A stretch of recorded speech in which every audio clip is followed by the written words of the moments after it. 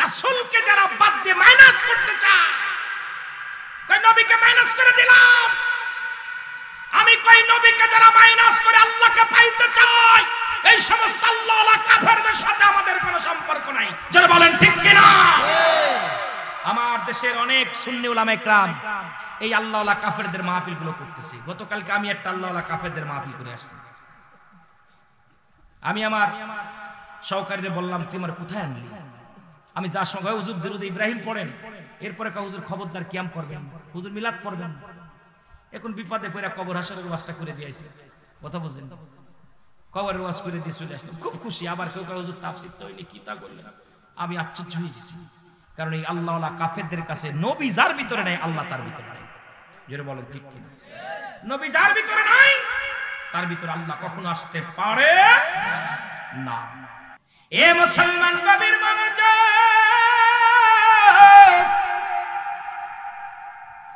এই ওমরে ফারুকের কয়েকটা কথা আমি বলে যাই, শুনলাম মুসলমান, শুনলাম। নবীর প্রেমে পড়ে আল্লাহর ভয় যার ভিতরে তাকওয়া ঢুকছে, আল্লাহর ভয় ঢুকছে, এর মধ্যে এক ইহুদি, এ মুসলমান শোনো, মদ পান করতে করতে রওনা দিছে রাস্তা দিয়ে, ওপেনে মদ খায়। হযরত উমরে ফারুক ওই রাস্তা দিয়ে যাইতেছে, আল্লাহু আকবার, রাস্তা দিয়ে যাইতেছে। উমরে ফারুক এত বড় পালোয়ান ছিলেন, এত বড় নেতা ছিলেন। উমরে ফারুক যে রাস্তাতে যাইতো, ওই রাস্তায় মাস্টার ইবলিস যাইতে ভয় পেত। মারহাবা বলেন না? মারহাবা, আরো জোরে মারহাবা। উমরে ফারুক যাইতেছে, ইহুদি কাল্লা মরিসিয়াস। উমরে ফারুক যদি আমার মদ পান করা দেখে, নিশ্চিত আমার গর্দান যাবে, আমাকে মেরে ফেলবে। আমি এখন বাঁচবো কেমনে করে? মদটা কাপড়ে দিয়েছে, লুকায়া বলতেছে, আল্লাহ জীবন আর মদ খাইতাম না। আল্লাহ রে, আজকে উমরের হাত থেকে বেঁচে যাই, তাহলে জীবন আর মদের বোতল হাতে নিব না। আল্লাহ আজকের মদটা তুমি দুধের পেয়ালা বানাই দাও। আরো জোরে, আরো জোরে। দেখেন কত ভয়, কত খত্তাবের একটা উমরে দেখে সেই উমরের কথা বলতেছে। আল্লাহ নবীর সাহাবী হযরত উমরে ফারুক ইহুদিকে ডাকতে বলেন, ইহুদিরে তুমি কি পান করো? ইহুদি বলে, হে আল্লাহর নবীর খলিফা আমিনুল মুমিনিন, আমি দুধ পান করি।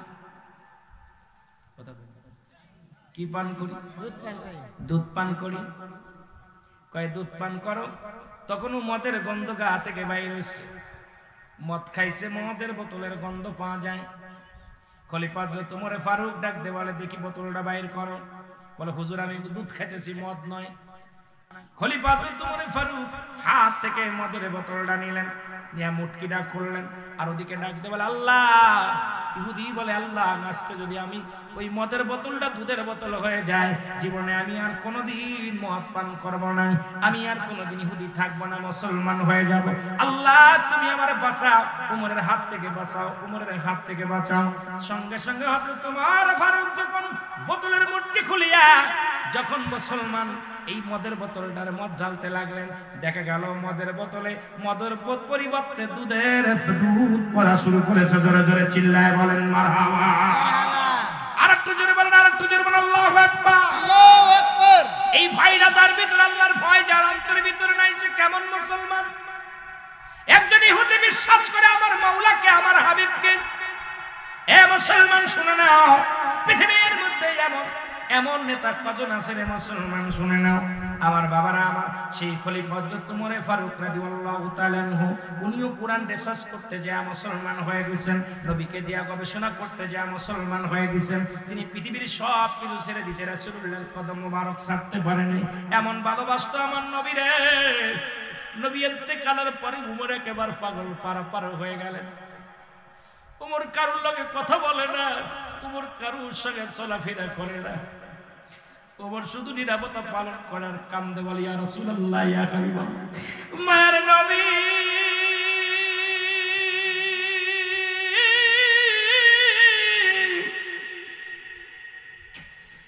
আমি খত্তাবের বেটা উমর, ইয়া রাসূলুল্লাহ, ইয়া হাবিবাল্লাহ, আপনাকে ছাড়া আমি কি নিয়ে বাঁচবো? আপনাকে ছাড়া আমি কি নিয়ে থাকবো? আপনাকে দেখে আমি খোদার যন্ত্রণা ভুলে দূর হয়ে যেত। ইয়া রাসূলুল্লাহ, ইয়া হাবিবাল্লাহ, আমি ওমর আপনাকে ছাড়া থাকতে পারি না, কষ্ট পাই, আপনার বিরহ যন্ত্রণা আমি সহ্য করতে পারি না। ইয়া রাসূলুল্লাহ, ইয়া হাবিবাল্লাহ, নবীকে হারায়া হযরত ওমর বড় পেরেশানিতে হয়ে গেলেন, পাগলের মতো হয়ে গেলেন, কান্দে। আর ইয়া রাসূলুল্লাহ, ইয়া হাবিবাল্লাহ বলে চোখের পানি ছেড়ে কাঁদছে। খলিফা নির্বাচিত হলো, খলিফা নির্বাচিত হলো, সবাই মিলে হযরত আবু বকর সিদ্দিক রাদিয়াল্লাহু তাআলা আনহুকে ইসলামের প্রথম খলিফা বানায়া দিলেন। প্রথম অধিবেশনে হযরত ওমর ফারুক উনিও রাজ দরবারে প্রবেশ করলেন। খলিফা হযরত আবু বকর সিদ্দিক রাদিয়াল্লাহু তাআলা আনহু উনি রাজ দরবারে যাইয়া উনি যখন বসলেন, মুসলমান কুরসির মধ্যে বসলেন। বসার পর সবাই দেখে, সবাই খুশি হইলেন, সবার মুখে আনন্দের ছাপ, সবার মুখে দিয়া মিষ্টি হাসি, সবাই আনন্দ পাইলেন। কারণ যোগ্য ব্যক্তি চেয়ারখানা পেয়েছে। রাসূলুল্লাহ যে ময়দানে বসতেন, রাসূল যে বিচারগুলো করতেন, রাসূলের উত্তরসূরি নবীজির একমাত্র নবীজির শ্বশুর মুবারক, আমার নবীজির এক হলো শ্বশুর মুসলমান, দ্বিতীয় হলো প্রথম খলিফা নবীজির শ্বশুর, নবীজির বিবি আম্মা জান আয়েশা সিদ্দিকার আব্বা জান ছিলেন হযরত আবু বকর সিদ্দিক রাদিয়াল্লাহু তাআলা আনহু। যোগ্য ব্যক্তি চেয়ারের মধ্যে বসেছেন, যোগ্য ব্যক্তি খলিফা হয়েছেন, সবাই আনন্দিত, সবাই আনন্দিত। কিন্তু পাশে দাঁড়াইয়া হযরত ওমর ফারুক চোখের পানিগুলো দরদর করে ছেড়ে দিয়ে কাঁদতে লাগলো, হাউমাউ করে কান্দে। সবাই ওমরের কান্না দেখে ফিরে তাকাইলেন। উপস্থিত যত মুসলমান শ্রোতা ছিলেন, উপস্থিত রাজ দরবারে যত মেহমান ছিলেন, সবাই কান্নার আওয়াজ শুনতে পাইলেন। সবাই তাকায় দেখে ওমর কান্দে, ওমরের চোখে পানি। সবাই আবু বকর ডাকতে বলে, ভাই ওমর, তুমি কেন কান্দো? তোমার তো আজকে কান্নার কথা না, সবাই তো আমার খলিফা বানায় দিছে, সবাই মিলে যেহেতু আমার রায় দিছে, এই চেয়ারের যোগ্য ব্যক্তি বানাইছে, আমি আসলে যোগ্য নয়। ভাই ওমর রে আয়, ও ভাই, মনে হয় আমি খলিফা হয়েছি, নেতা হয়েছি, তুমি মনে হয় মানতে পারো নাই, এই জন্য তোমার চোখে পানি, তুমি হাওমাও করে কান্দো। নেও, আমি চেয়ারের দরকার নাই, আমি আবু বকর এই চেয়ারটা আমি ওমরকে দিয়ে দিলাম। কারণ ওমর যখন কালেমা পড়েছিল মুসলমান তখন সরাসরি মুসলমান ওফেন তারা নামাজের আহ্বান করেছিল, মক্কা মদিনায় আযান শুরু করেছিল। মুসলমান যখন রাসূল পাক সাল্লাল্লাহু আলাইহি সাল্লামের হাতে ইসলাম গ্রহণ করেছিলেন হযরত ওমর ফারুক, তখন মুসলমানদের বিজয় ধ্বনি বেজে উঠেছিল। সুতরাং এই চেয়ারের একমাত্র যোগ্য অধিকার, যোগ্য পাওনাদার হলো হযরত ওমর ফারুক। আমি তাকে চেয়ারটা দিয়ে দিলাম, তুমি এসে বসো। ওমর ফারুকের কান্না আরো বেড়ে গেল। আল্লাহু আকবার। হযরত ওমর ফারুক আরো জোরে জোরে ফুপায়, ছোট মানুষের বালকের মতো কান্দে। বালক যেরকম, ছোট বালক যেমন ফুপায় ফুপায় কান্দে, হযরত ওমর ফারুক ফুপায় ফুপায় কান্দতে লাগলেন। উপস্থিত জনগণকে বললেন, এ জনগণ শোনো, তোমরা তোমরা নেতা ফিরা দিতে পারো, তোমরা সব পৃথিবীর সব কিছু ফিরা দিতে পারো, তোমরা কি আমার নবীরে আমার বুকে ফিরাইয়া দিতে পারবানি? এই রাজমহলে আসলে, পাল্লাস দরবার আসলে আমি নবীরে দেখে দুনিয়ার সব দুঃখ ভুলে যেতাম। আমি খত্তাবের বেটা উমর, আমি আমার রাসূলের সঙ্গে কত বিদ্রোহী ঘোষণা করেছি, কত কষ্ট দিছি। আমার নবী কোনোদিন আমার কষ্ট দেয় নাই, আমার নবীজি কোনোদিন আমার আঘাত করে না। আমি যখন আমার রাসূলুল্লাহর চেহারা মোবারক দেখতাম, দুনিয়ার সব কষ্ট ভুলে যেতাম, আর সমস্ত দুঃখ ভুলে যেতাম। আজকে এসে যখন রাজ দরবারে এসে আমার নবীকে পাই না, আজকে যখন আমি এসে দেখি সব মানুষ দাঁড়ায় আছো, সব মানুষ বসে আছো, একটি নূরের মানুষ আমাদের মধ্যে নাই। একটা মানুষ, আমি আমার নূরের নবী, আমার মায়ের নবী, আমার জান, আমার প্রাণ, তোমরা এতই যদি পারো আমার নবীরে তোমরা বুকে ফেরায়া দাও। আমি চাই না ধন জ্ঞান, চাই না আমি রাজত্ব, চাই না জমিদারি, আমি শুধু নবীর চাই, নবীর ভালোবাসা বিহুনে আমি সহ্য করতে পারি না।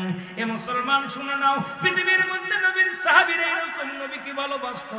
তারা ক্ষমতা লোভী ছিল না, টাকার লোভী ছিল না, সম্পদের লোভী ছিল না, তারা একমাত্র আমার রাসূলকে তারা জীবনের চাইতে ভালোবাসতো। ও মুসলমান, গভীর মনোযোগ, আতিউল্লাহ আতিউর রাসূল, অনুগত করত আল্লাহ, অনুগত করত রাসূলের, জীবনের পরোয়া করত না, আল্লাহর প্রতি অনুগত থাকতো, রাসূলের প্রতি অনুগত থাকতো। কিন্তু আমরা অনুগত করি অনেকে আল্লাহ, নবীর অনুগত করি না। কেমন মুসলমান জোরে জোরে চিল্লায় বলেন ঠিক কি না?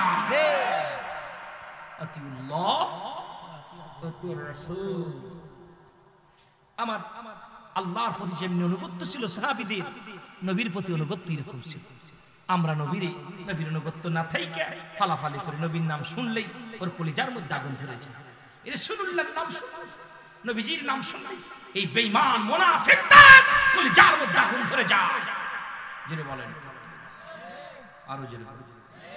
ওই আমি কেমন করে, ওই আমি কেমন করে যাইব মাওলা নবীজির দেশে, আমি কেমন করে যাইব মাওলা নবীজির দেশে, যে দেশে মোর আসেন শুইয়া মোর নবীজি, যে বলেন যে দেশে মোর আসেন শুইয়া মোর নবীজি রে, বলেন তেমর দেশেতে ঘুমায় আছেন মোর নবীজি, যে নবী রহমতের নবী, নবী পাপীদের নবী, নবী রহমতের নবী, নবী পাপীদের নবী, সদাই কাঁদিতেছে দয়াল নবী উম্মতির প্রেমে, সদাই কাঁদিতেছেন দয়াল নবী উম্মতের প্রেমে, আমি কেমন করে যাব মাওলা নবীজির দেশে,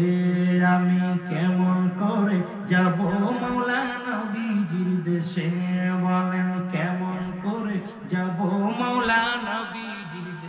ওরে যেই দেশে মরেছেন গোমায় নূর নবীজি রে, হায় হায় যেই দেশে মরেছে গোমায় নূর নবীজি রে, আমি কেমন করে যাব মাওলা নবীজির দেশে, বলেন কেমন করে যাব মাওলা নবী।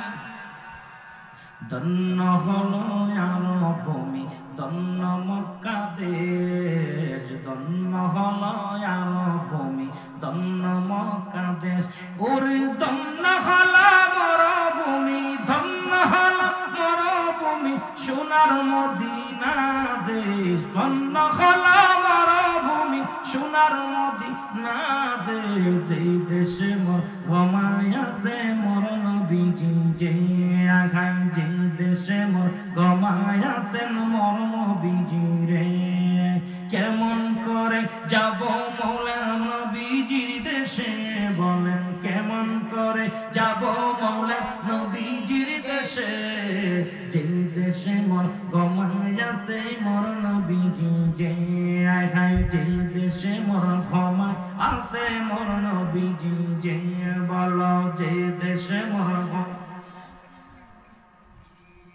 মৌলাই যদি দিত পাখা যাইতাম উড়ে, মৌলাই যদি দিত পাখা যাইতাম উড়ে, নাই যে পাখা কাঁদি বাংলায়, নাই যে পাখা কাঁদি বাংলা দিদারের আসে, যে দেশে মোর ঘুমায় আছে মোর নবীজি, যে হায় হায় যে দেশে মোর ঘুমায় আছেন মোর নবীজি, যে কেমন করে যাব আমি নবীজির দেশে, আমি কেমন করে যাব মাওলা নবীজির দেশে, যে দেশে মোর ঘুমায় আছে নূর নবীজি, যে হায় হায় যে দেশে মোর ঘুমায়।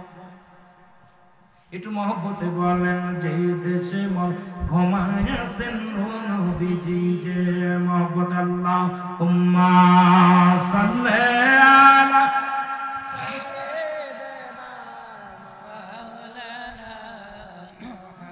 وعلى آل سيدنا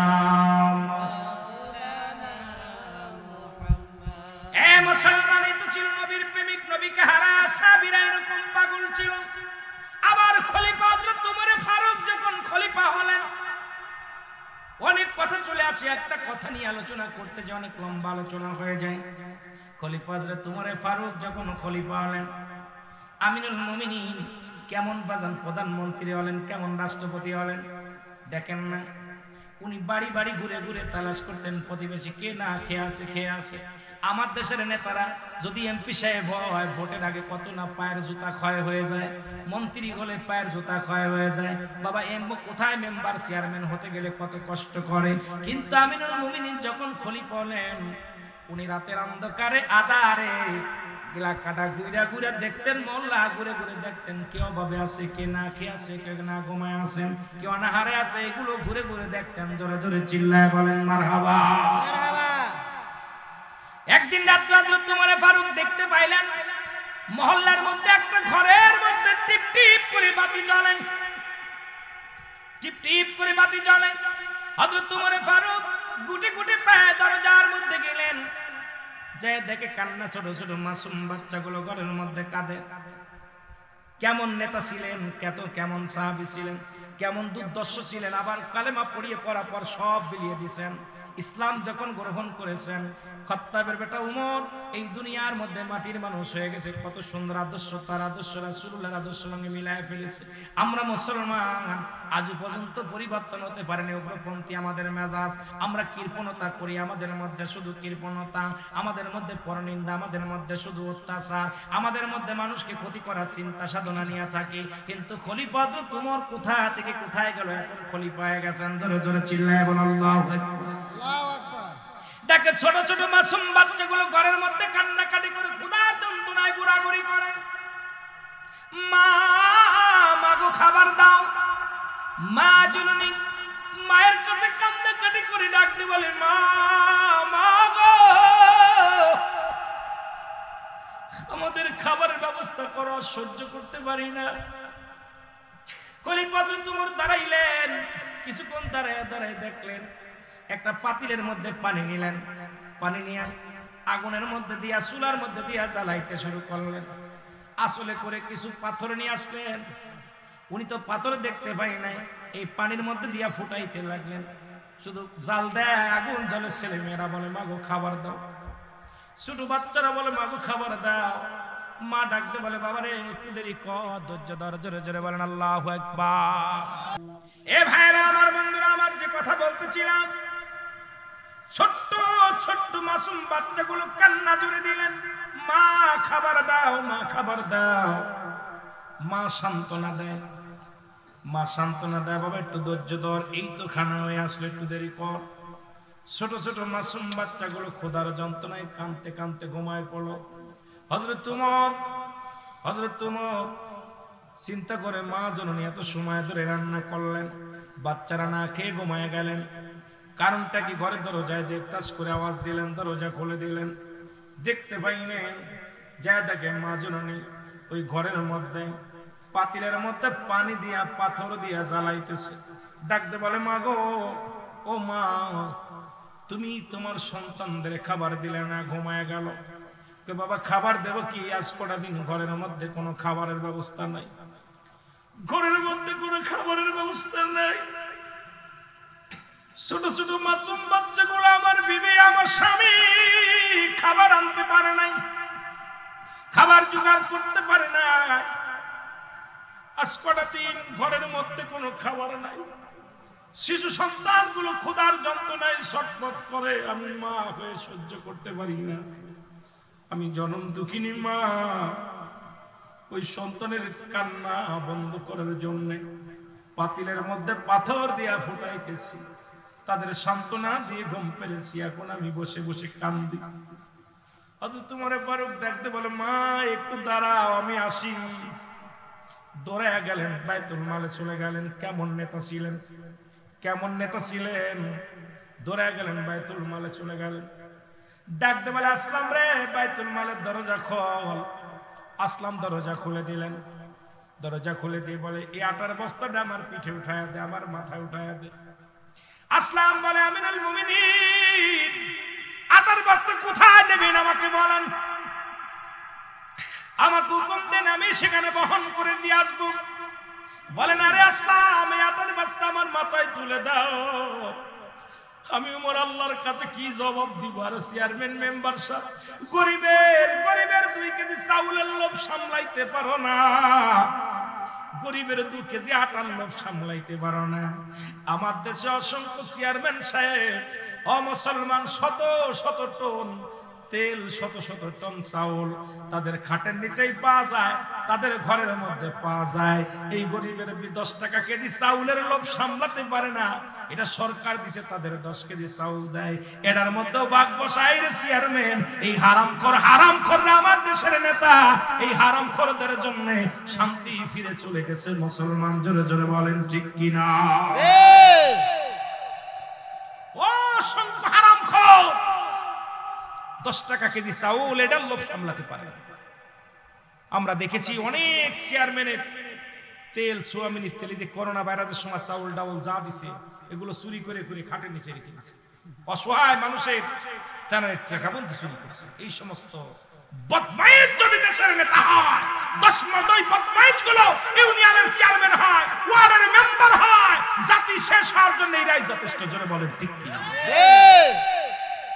ইসলাম মানতে হবে, ইসলামের আদর্শ আমাদের মধ্যে নাই। জোরে বলেন ঠিক কিনা? আমার ভাইরা, আমার বন্ধুরা, আমার খলিফাতুল উমর ফারুক ডাকতে বলে, আসলাম রে, আটার বস্তা আমার মাথা উঠে দাও, কথা বলো না, আমার ঋণ শোধ করতে দাও, আমি আল্লাহর আদালতে ধরা পড়ে যাব। কি জবাব দিব? আমি আমার মাওলার কাছে কোনো জবাব দিতে পারবো না। আসলাম আটার বস্তা উঠায় দিলেন। আমিনুল মুমিনিন হযরত উমর ফারুক আটার বস্তা মাথায় করে বহন করে নিয়ে আসলেন ঘরের মধ্যে। ডাকতে বলে, মাগো, তোমার সন্তানদের রুটি বানাই খাও, দেরি করো না মা, আমার দেরি হয়ে গেছে, আমি অন্যায় করেছি মা। মাগো, এই লাওয়াটা রুটি বানায় তোমার সন্তানদের কলিজা ভরে খাওয়াও, পেটটি ভরে খাওয়াও, আর আগামী দিন তুমি উমরের দরবারে যাবা, আমি তোমাকে একটু বেশি দেওয়ার ব্যবস্থা করে দিব। ওই মহিলা দোয়া করে, আল্লাহ, এই দেশের প্রেসিডেন্ট যদি উমর না হয়ে এই লোকটা হতো ছদ্মবেশ।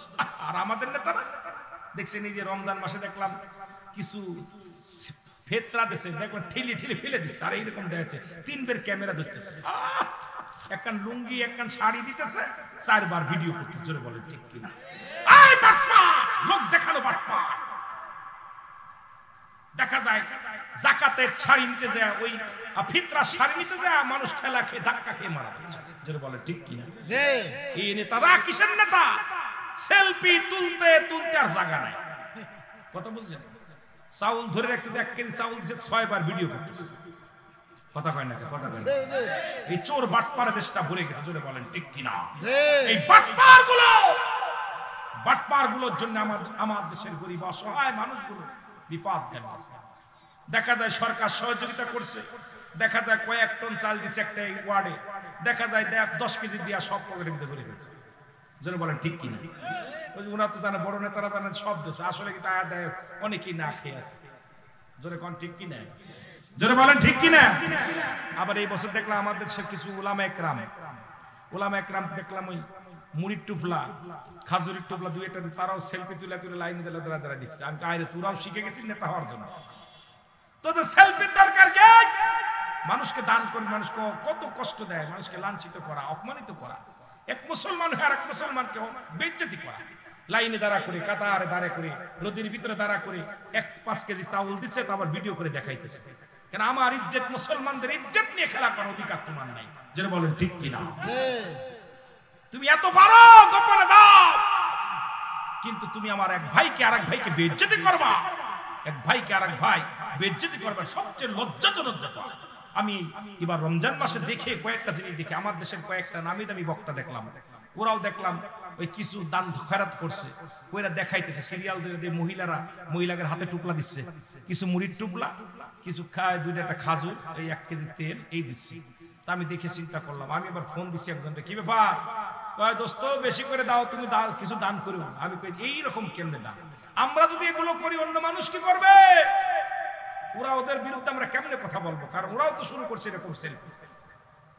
আহা, এই মুসলমান, আপনি এক ভাইয়ের আরেক ভাইয়ের ইজ্জত ঢেকে রাখেন। জোরে বলেন ঠিক কিনা?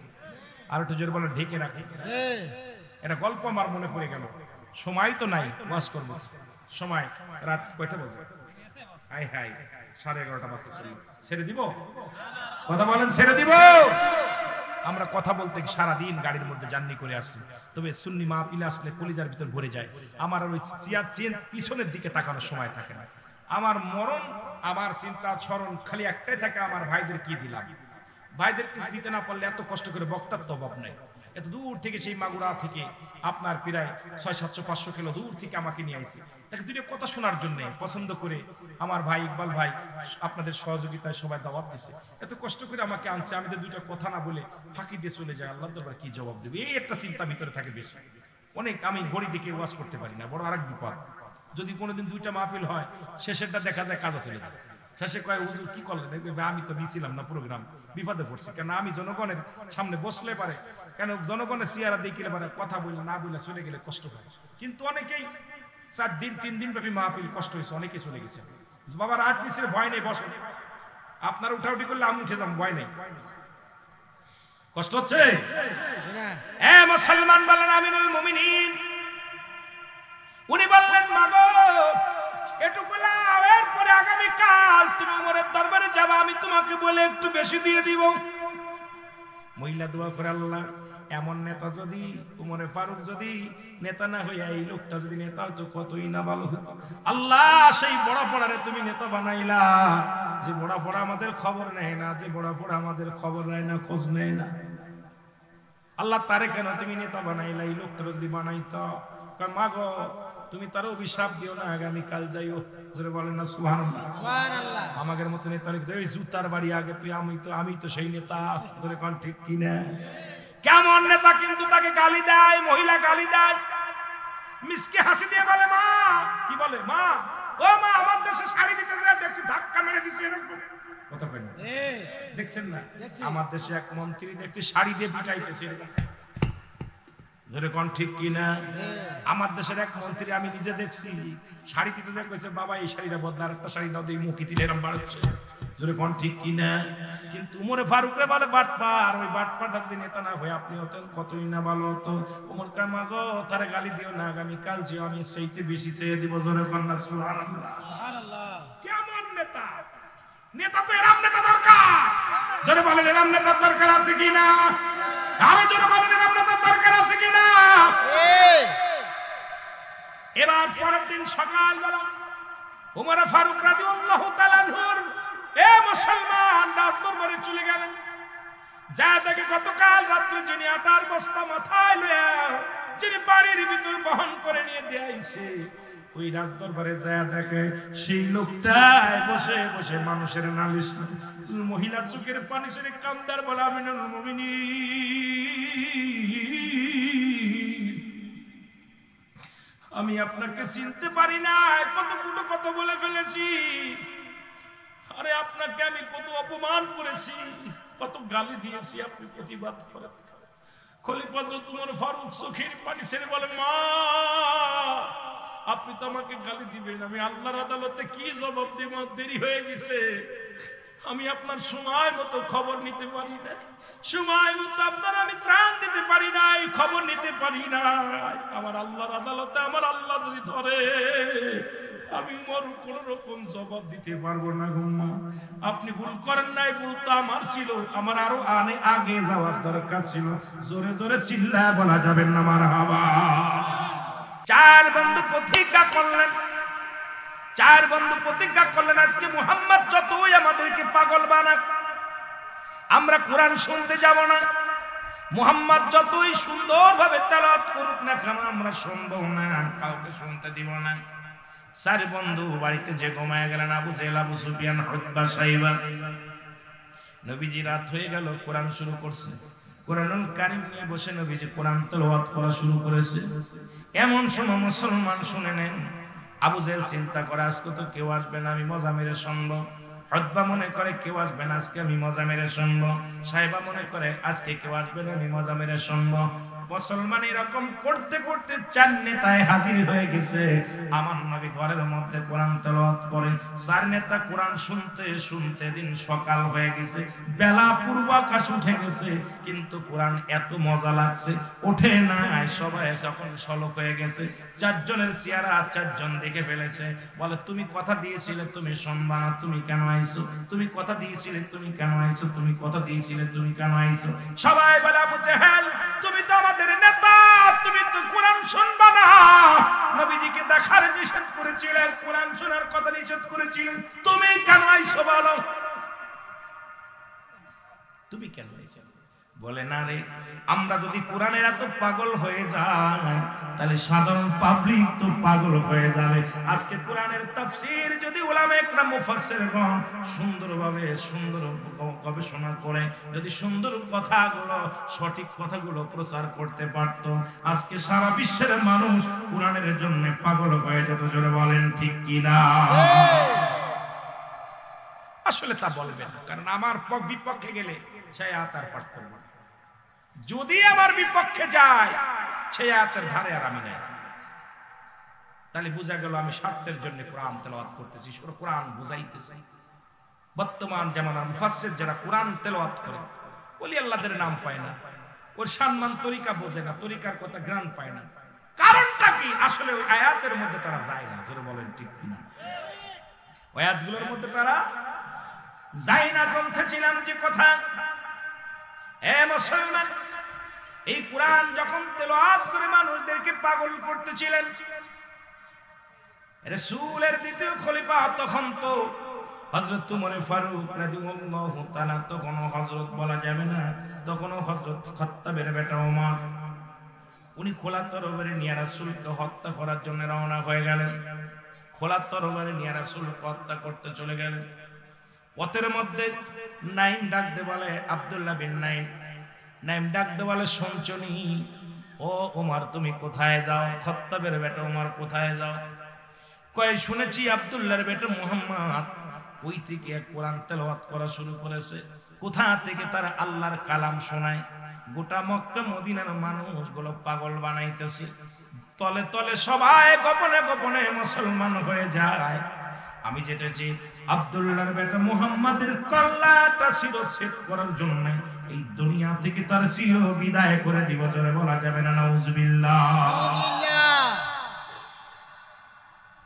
নাইম বলতেছে, আব্দুল্লাহ বিন নাইম বলতেছে, ওমর তুমি কি খবর জানো? কি খবর?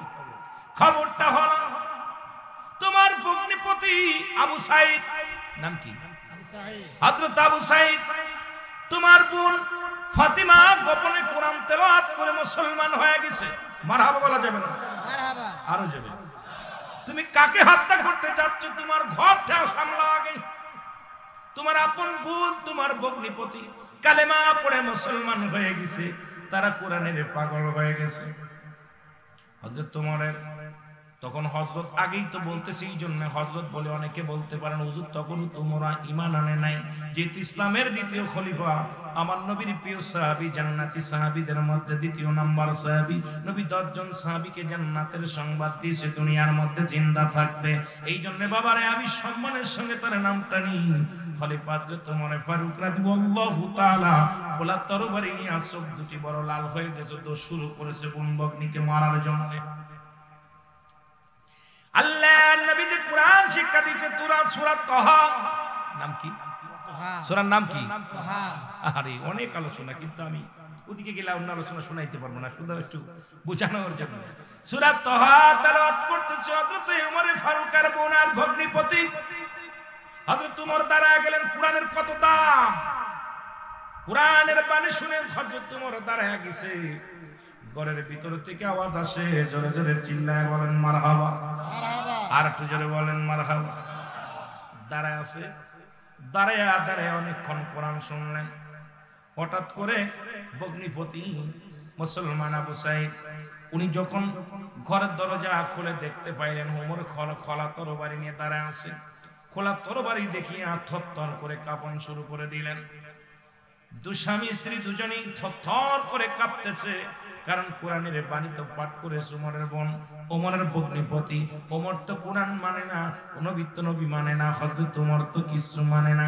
এখন ওমরের হাতে আমাদের গর্দান চলে যাবে, ভয়ে থরথর করে কাঁপা শুরু করেছে। আল্লাহু আকবার, আল্লাহু আকবার। হযরত আবু সাঈদ ডাকতে বলে, ভাই ওমর,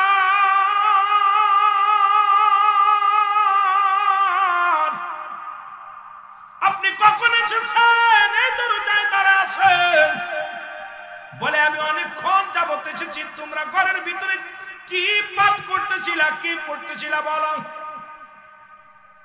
আগে বলো।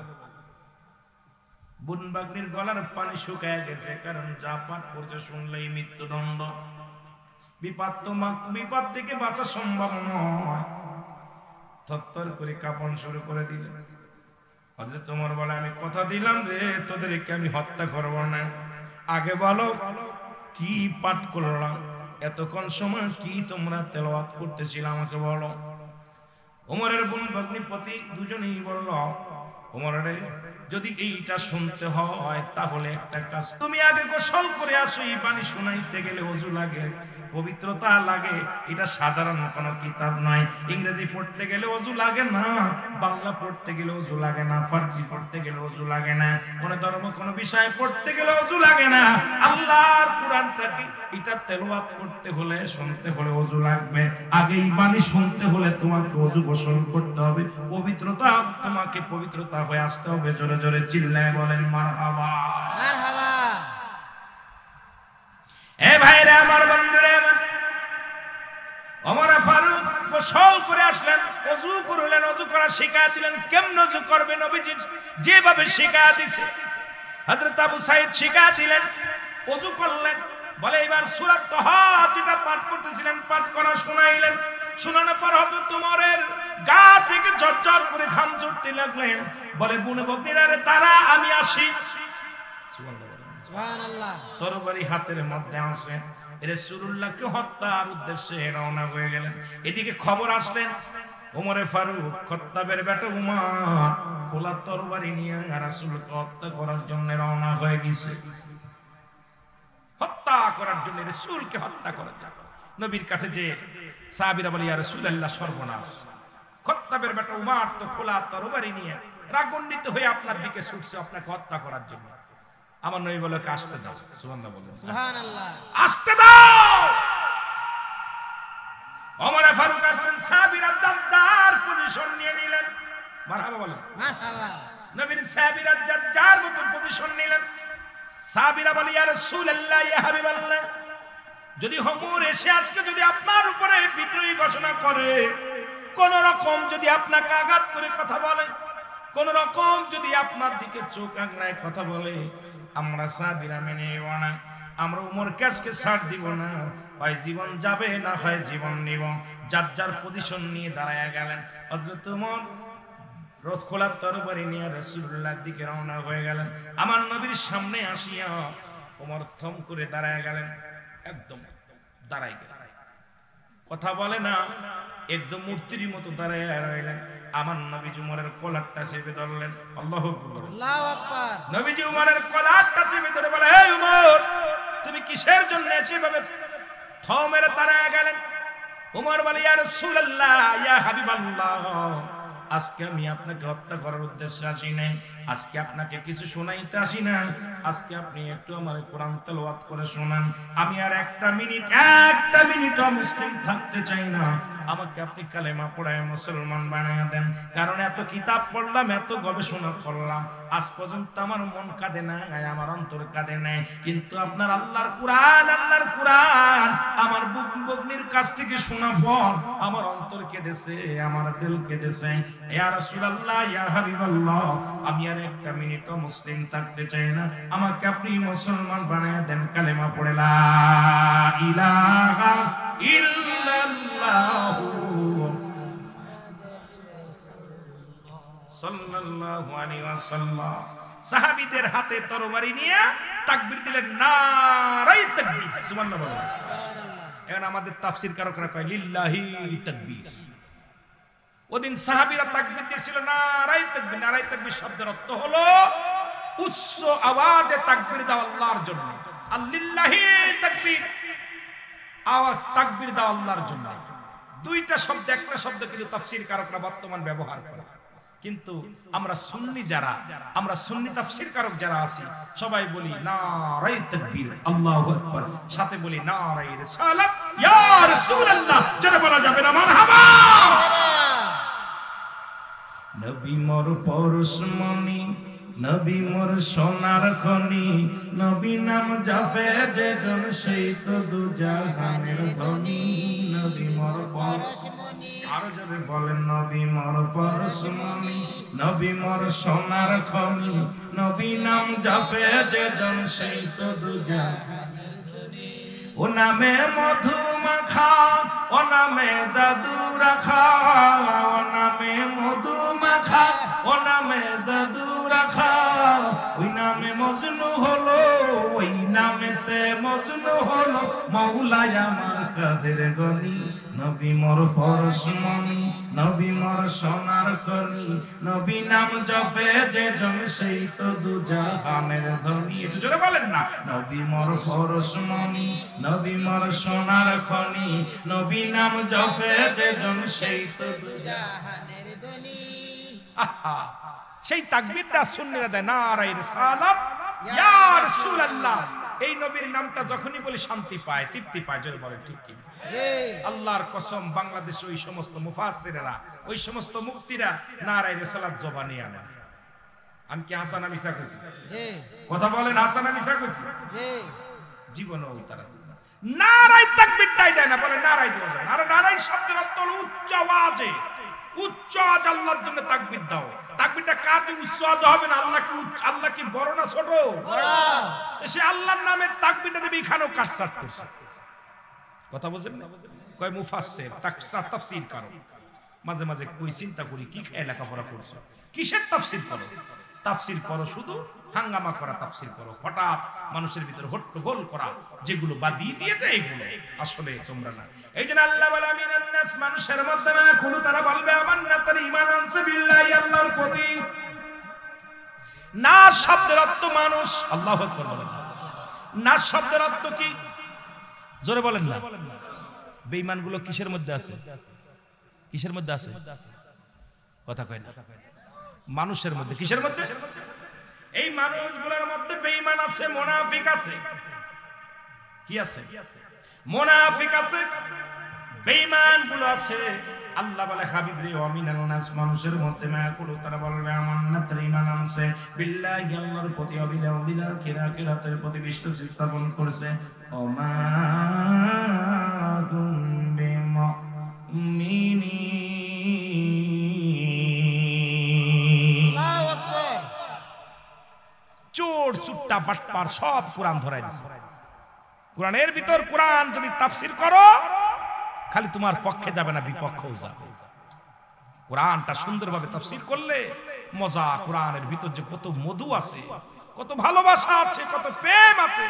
রাজনীতিক, সমাজনীতি, আপনার কৃষি, সব বিষয়ে পেটনীতি, সব নীতি আছে কোরআনে। কিন্তু আমাদের বুঝার অভাব, বুঝার অভাবের কারণে সাদি উগ্রপন্থী বানাইতেছে। তাফসীর কোরআন মাহফিল দিয়ে মানুষকে একটা উগ্রপন্থী করতেছে। কিন্তু কোরআনের মূল ব্যাখ্যা, মূল শানে নজুল, মূল আপনার যে ধারাবাহিকভাবে তাফসীরটা করলে আমরা জানাইতেছি, কোরআন তাফসীর করতে নাম দিতেছি, কিন্তু কোরআনের ওই কোরআন আয়াত পড়তেছি, অর্থ করতেছি, কোরআন পড়তেছি, অর্থ করতেছি। কিন্তু কোরআনের তাফসীর করতে লাগলে যে কয়েকটা বিষয়ের উপরে আপনার পিএইচডি করা লাগবে, ডক্টরি করা লাগবে, রিসার্চ করা লাগবে, তারপরে কোরআনকে তাফসীর করা শিখতে হবে।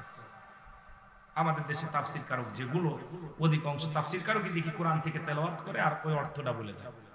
মাঝে মাঝে একটু শানে নজুলটা বলে। এর বাপ, মাজদা, সিগা, এইগুলো আপনার এই শানে নজুল, প্রেক্ষাপট, কোন প্রেক্ষাপটে এই আলোচনা হলো, আসলো, এই আয়াতটা কিসের জন্য নাযিল হলো, এইটা বিষয় নিয়ে যদি আমরা আলোচনা করি, তাহলে আমাদের মধ্যে কিসের জন্য আজকে মাহফিলটা হচ্ছে, কি বিষয় নিয়ে আলোচনা হচ্ছে, মাহফিলটার ধারাবাহিকতা আছে। এটার উপরে যখন আপনি রিসার্চ করবেন সুন্দরভাবে আপনি ব্যাখ্যা বিশ্লেষণ দিয়ে আলোচনা করে বুঝাইতে পারেন। কিন্তু আমার দেশের আমি মাঝে মাঝে কথাটা বলার পর অনেকেই মনে করে হুজুর একটু বেশি। না বাবা, আমি এত বড় জাননেওয়ালা না, আমি বড় পণ্ডিত না, আমি লেখাপড়া আমি যেটুকু জানি এই লেখাপড়ার আমার কোনো মূল্যায়ন নাই। মূল্যায়ন আপনাদের দোয়া, আপনাদের দোয়া। যদিও ডিগ্রি নিচ্ছি ওই ডিগ্রিকে আমি মূল্যায়ন করি না। আমার সবচেয়ে বড় ডিগ্রি আপনাদের দোয়া, ওলি আল্লাহদের সম্মান বলার কারণে, তাদের দোয়া, মদিনাওয়ালার প্রেমের মালা গলায় পড়ার কারণে হয়তো দুই চারটি কথা বলতে পারি, নয়তো আমার মতো গোলামের মুখ দিয়া কথা বাইর করা সম্ভব না। একটু জোরে বলেন না আল্লাহু আকবার। এই যে নবী মোর পরশমণি, নবী মোর সোনার খনি, যেই বলছি এক মৌলবী বলছে নবী নাম নেওয়াই শিরক। আমাদের দেশে এক কুতুব মৌলবী, আমি আশ্চর্য হয়ে গেছি, আরে কানা মৌলবী কেমনে বললো যে নবী নামটা নেওয়াই শিরক? নাউজুবিল্লাহ বলবেন, নাউজুবিল্লাহ বলেন। দি নবীর নাম নিয়ে যদি এই কথাটা যদি মুফাসসির বলে, মুফতি সাহেব বলে, আপনারা কি করবেন? এখন ভাই বললো বা আমি বললাম, বলে চিন্তা করুন মৌলানা সাহেব কইতে পাইলো, ভাই কোথা থেকে পেলো? আমি যদি বলি উনি আমাদের ইকবাল ভাই, উনি কি রুহুল আমিন ভাই যেহেতু বলছে, তাহলে আমরা নাই চিন্তা করব, বললো কাট্টা মুনাফিক বলছি। তা আপনারা সাধারণ ইকবাল ভাইয়ের সামনে বলে গেল নবী নাম নেওয়াই শিরক, তো নিশ্চিত মনে হয় জায়েজই আছে, নাহলে তো ভাই বলতো কিছু কথা কইতেন না। ইমাম চোরে ধরছে, জোরে বলেন ঠিক কি না? একটু মহব্বতের সঙ্গে দুরূদ শরীফ পড়েন, আল্লাহুম্মা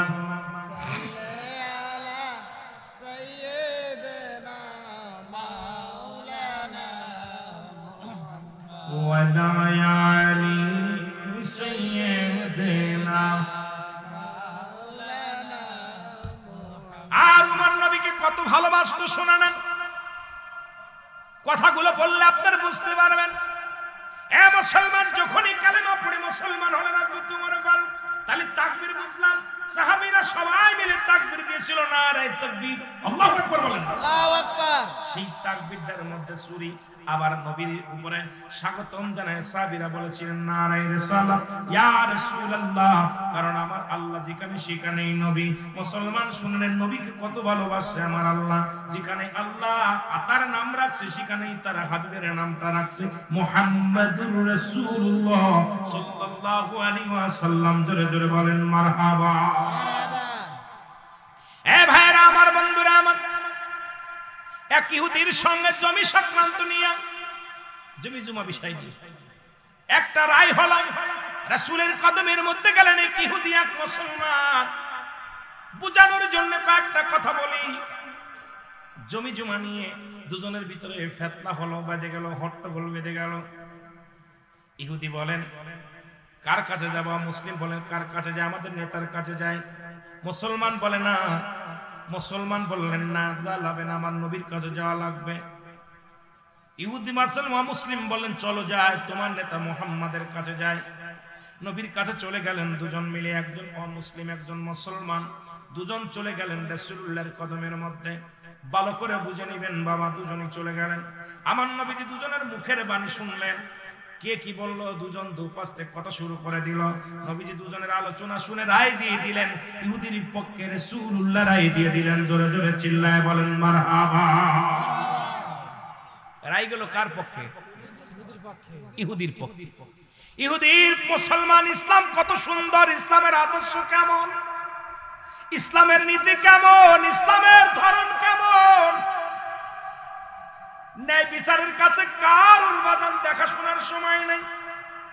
অমুসলিমের পক্ষে রায় চলে গেল, মুসলমান মেনে নিতে পারলেন না যে যেহেতু আমি মুসলমান রায়টা আমার দিবে।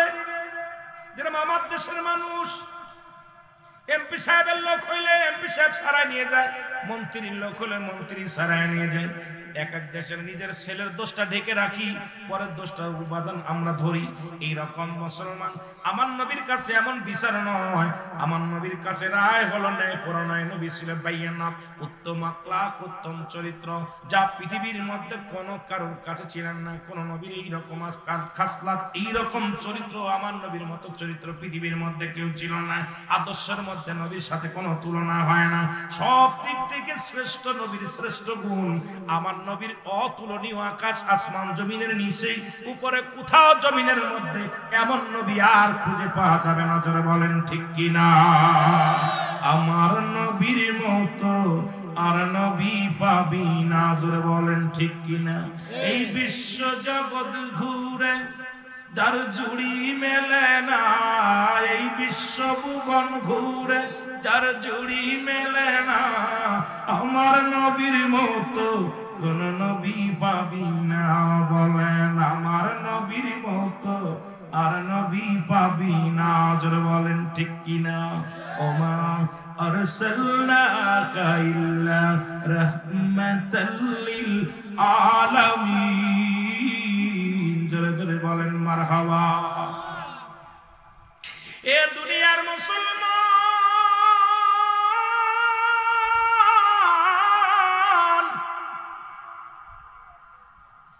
অমুসলিম রায় পেয়ে অত্যন্ত খুশি হয়ে গেলেন। বলে মুসলমানদের রায় ঠিক আছে, ন্যায় কোনো নয়, সত্যের সন্ধানে মুসলমান নীতির উপর অটল। মুসলমান ব্যক্তি বলেন না, আমি এই রায় মানি না, কারণ এই রায় যাবে আমার পক্ষে, ইহুদির পক্ষে চলে গেল। নবীজির আইন, নবীজির বিচার আমি মানি না। কার বিচার মানি না? আপনারা কি মানেন? কারা কারা মানেন? নবীর ফয়সালার উপর কোনো ফয়সালা নাই। মুনাফিক মুসলমানরা বলে আমি রায় মানি না। বলে যাব কোথায় যাব? কয়ে যাব আবু বকরের কাছে। যেহেতু আবু বকর রাসূলের চাইতে 6 মাসের বড়। কয় মাসের? 6 মাসের বড়। সেহেতু তার কাছে গেলে সঠিক বিচারটা আমি পাবো, চলো যাই। ইহুদি বলে ভাই আপনার নেতা হলো রাহমাতাল লিল আলামিন, আপনার নেতা হোক, যেটা রায় দিছে এই রায় আমি মেনে নিলাম, আপনি কেন মানছেন না? কয় মানি না, চলো আবু বকরের কাছে যাই। সিদ্দিক আকবরের কাছে চলে গেলেন, সালাম দিলেন, মুসলমানদের সালাম দিলেন। বলে আমি রাসূলুল্লাহর কাছে গিয়েছিলাম, এই রায় দিয়েছে আমাদের। এই রায়টার মধ্যে রায়টা এই জমি জমা নিয়ে দুটি চক্রান্তর নিয়ে আমরা দুজনেই কথা বললো, মুসলমান এবং ওই ইহুদি কথা বললেন। হযরত আবু বকর শুনে বললেন এর আগে কে রায় দিছে? কয় রাসূলুল্লাহ রায় দিছে। কয় রাসূলুল্লাহর যে রায়, এরপরে আমি আবু বকর হাত চলবে না, কলম দেয়া চলবে না। আমার নবীর রায় যারা মানে না, এরপরে আমি কোন রায় দিতে পারবো না। আমার রায়ু এই বিচার, এই রায়টা হবে আমার রায়ু হয় ইহুদির পক্ষে। জোরে জোরে চিল্লায় বলেন মারহাবা। ইহুদির পক্ষে রায় দিয়ে দিলেন, কিন্তু মুসলমান ইহুদি মেনে নিলেন, কিন্তু মুসলমান মানলেন না। বলো চলো যাই খাত্তাবের বেটা উমরের কাছে। আল্লাহু আকবার। ইহুদি বলে ভাই যেহেতু আবু বকর হলো রাসূলুল্লাহর চাইতে 6 মাসের বড়, তার কাছে গেলেন, বিচার আমার দিয়ে দিছে, রায় দিছে আমার, আবার কার কাছে যেতে হবে? বলেন না এই রায় আমি মানি না, কারণ খাত্তাবের বেটা উমর রায় দিবে, সঠিক রায় দিবে, তার কাছে গেলে রায় পাওয়া যাবে। উমরের কাছে গেলেন, খলিফার কাছে যায় বললেন হুজুর আপনার কাছে বিচারের জন্য আসছি। বলে কিসের বিচার? বলে গিয়েছিলাম রাসূলুল্লাহর কাছে। মুসলমান শুনেন, সব কথা শোনা পর বলেন এর আগে কার কাছে গিয়েছিলেন? বলে গিয়েছিলাম রাসূলুল্লাহর কাছে। তারপরে কার কাছে গিয়েছিলেন? কই গিয়েছিলাম আবু বকরের কাছে। বলে রায় কি হয়েছে? রায় ইহুদির পক্ষে গেছে, আমি মানতে পারি নাই, কারণ আমি মুসলমান, রায়টা আমার পক্ষে আসবে। ওমর বলে দাঁড়ান আমি একটু আসছি ভিতর থেকে। ভিতরে চলে গেলেন, যে খোলা তরবারি নিয়ে একবার বাইরে আসি, এক ডাক দেখায় মুসলমান আমার সামনে আয়। একটা কবে এক কবে সঙ্গে সঙ্গে মুসলমান শুনে নেন, শুনে নেন, ওই মুসলমানের কাল্লাটা দ্বিখণ্ডিত করে ফেলছে। জোরে জোরে চিল্লায় বলা যাবে না মারহাবা। এক কবে শিরশ্ছেদ। লোকজন মক্কা মদিনার বুকে হইচই লেগে গেল। উমর ফারুক মুসলমান হত্যা করেছে। কি হত্যা করেছে? জোরে বলেন না। মুসলমান হত্যা করেছে, দাড়িওয়ালাকে হত্যা করেছে, টুপিওয়ালারে হত্যা করেছে, কুরআন আলারে হত্যা করেছে, কুরআন আলারে হত্যা করেছে। বিচার সবাই আশ্চর্য হয়ে গেলেন, কেমন বিচার? উমরের কাছে কেমন বিচার? মুসলমানদের হত্যা করেছে। মুসলমানদের ভিতরে একটা বেঁধে গেল, হইচই বেঁধে গেল। মুসলমান সবাই বিচার চাই রাসূলুল্লাহর কাছে আসলেন। নবীজি বিচার করবে উমরের, কারণ উমর যে মুসলমান হত্যা করেছে, বিচার হবে। আমার আল্লাহ কয় জিবরিল তাড়াতাড়ি যাও, আমার হাবিবের জানায় আসো আমার উমর কোন মুসলমানকে হত্যা করে নাই, আমার উমর হত্যা করেছে একজন মুনাফিককে। ও মুসলমান শুনে নেন, সুতরাং মুসলমানদের মধ্যে বড় মুনাফিক যারা আমার নবীর রায় মানতে পারে নাই, আমি আল্লাহ তার বিপক্ষে চলে যায়, আমার রাসূল যার পক্ষে আছে আমি তার পক্ষে। সুতরাং আমার রাসূলের রায় যিনি মানতে পারে না, উমরের কাছে সে হত্যা হয়েছে, সুতরাং সে মুনাফিক, সে মুসলমান নয়। আগে আমার হাবিবরে জানায়া দিয়াস, আমার নবীজি যেন আমার উমরের বিচার না করে, কারণ আমার উমর কোন মুসলমানকে হত্যা করে নাই, কোন ইমানদারকে হত্যা করে নাই, একজন মুনাফিককে হত্যা করেছে। জোরে জোরে চিল্লায় বলো মারহাবা। আর একটু জোরে বলা যাবে না আল্লাহু আকবার। নবীর বিচার, নবীর কাছে আসছে সবাই, নবীজি বললেন সাহাবীরা বসো বসো, সবাই বসলেন। হুজুর কেমনে বসবো, মুসলমান হয়ে মুসলমানকে হত্যা করবো? উমরে ফারুক যে অন্যায় করেছে মেনে নেওয়া যায় না, আপনার দাড়িওয়ালা টুপিওয়ালাকে হত্যা করেছে। এই জন্য আমি একটু আগে বললাম আমিনান নাস, মানুষের মধ্যে মায়াকুল, তারা বলবে আমার নাতের ঈমান আনছে। আমাদের মধ্যে এরকম মুনাফিকের অভাব নাই, যারা বলেন ঠিক কিনা? এরা মুখে মুখে যখনই সুন্নি বলে, বাতিলদের মাহফিলে যায় তারা মাথা নত করে ফেলে। আমরাও মাঝে মাঝে ধরা পড়ে যাই, কারণ অনেক বাতিলদের মাহফিলে যা পর্দাবাদ দেয় সুন্নি বইলা, যা দেখি এত বড় কাট্টা ওয়াবির মধ্যে আসছে, যেখানে কোনো দুরূদ শরীফ পড়া যায় না, যেখানে রাসূলকে দাঁড়ায় সালাম দেওয়া যায় না, কিন্তু এত ঠিকানতে যদি চলে আসি বলবে মাওলানা পালায়া গেছে। গতকালকের একই অবস্থা হয়েছে রে মুসলমান, কারণ নবীর উপরে যতক্ষণ পর্যন্ত আমরা দুরূদ পড়তে পারি না, আমাদের কলিজার মধ্যে শান্তি লাগে না। নবীর সালাম দিতে না পারলে শান্তি লাগে না, কারণ সেখান থেকে পালাই আসলে পারে দুর্নাম, সেখান থেকে চলে আসলেও দুর্নাম। কিন্তু আমি আপনাদেরকেও বলি, আমার নিজেরও বলি, মাওলানা সাহেব টাকার কাছে বিক্রি হয়ে যায় না, অর্থের কাছে বিক্রি হয়ে যায় না। আমার রাসূলকে যারা বাদ দিয়ে আল্লাহকে পাইতে চায়, এরা হলো এই জামানার আল্লাহওয়ালা কাফের। আল্লাহওয়ালা কাফের, আল্লাহওয়ালা কাফেরদের কাছে যা নবীরে পাইবি না, আল্লাহরও পাবি না, জাহান্নাম ছাড়া কোনো গতি থাকবে না। আমি আমার ফতোয়ায় রুহুল আমিন সিদ্দিকের ফতোয়া হলো, যারা নবীকে বাদ দিয়ে আল্লাহকে পাইতে চায়, এই জামানায় তারা আল্লাহওয়ালা কাফের। আল্লাহওয়ালা কাফের, আল্লাহওয়ালা কাফের।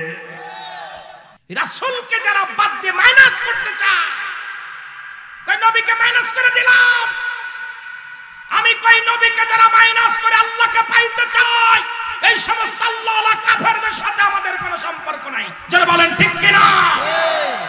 আমার দেশের অনেক সুন্নি উলামায়ে কেরাম এই আল্লাহওয়ালা কাফেরদের মাহফিলগুলো করতেছে। গতকালকে আমি একটা আল্লাহওয়ালা কাফেরদের মাহফিল করে আসছি। আমি আমার সহকারীদের বললাম, তুই আমার কোথায় আনলি? আমি যার সঙ্গে হুজুর দরুদ ইব্রাহিম পড়েন, এরপরে হুজুর খবরদার কিয়াম করবেন, হুজুর মিলাদ পড়বেন। এখন বিপদে পড়ে কবর হাসরের ওয়াজটা করে দিয়েছে, কথা বুঝেন, কবরের ওয়াজ করে দিয়ে চলে আসলাম, খুব খুশি। আবার কেউ কেউ হুজুর তাফসীর তো হয়নি, কি তা করলেন? আমি আশ্চর্য হয়ে গেছি, কারণ এই আল্লাহওয়ালা কাফেরদের কাছে নবী যার ভিতরে নাই, আল্লাহ তার ভিতরে নাই। যেটা বলো ঠিক কিনা? নবী যার ভিতরে নাই, তার ভিতরে আল্লাহ কখনো আসতে পারে না। এ মুসলমান কবির মানুষ,